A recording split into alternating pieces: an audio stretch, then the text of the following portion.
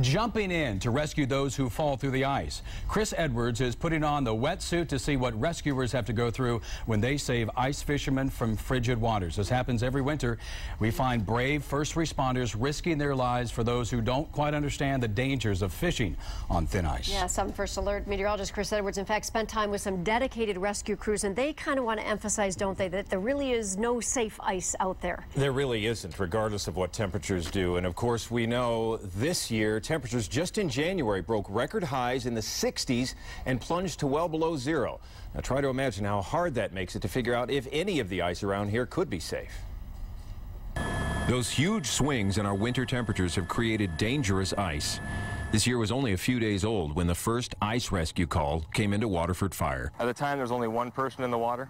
As we pulled up, another man was out there trying to rescue the first person, and he then fell in also as we pulled up. When people make the choice to go out on the ice, some of them fall through. We'll make sure that we're safe. We'll make sure we're double-check our suits. And these are some of the guys that pulled them out. In fact, when we get our call, 911 call, to come out and help a citizen or someone's pet that might be in the water, They've got to be fast and confident, so weather permitting, they train a couple of times a year on the ice and under it. Here we go. They threw me into Massaday Lake.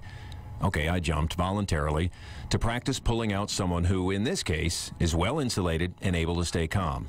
It isn't always this easy. Every rescue is different. Things change. It's dynamic.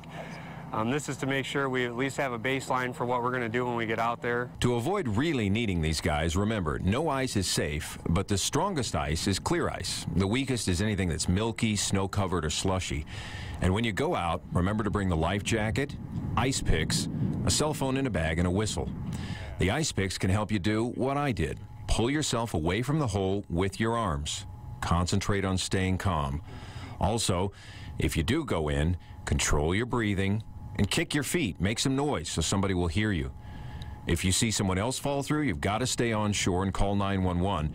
Toss them a rope and a life jacket. Someone who goes in may have as little as 15 minutes before hypothermia takes over, so every action counts big.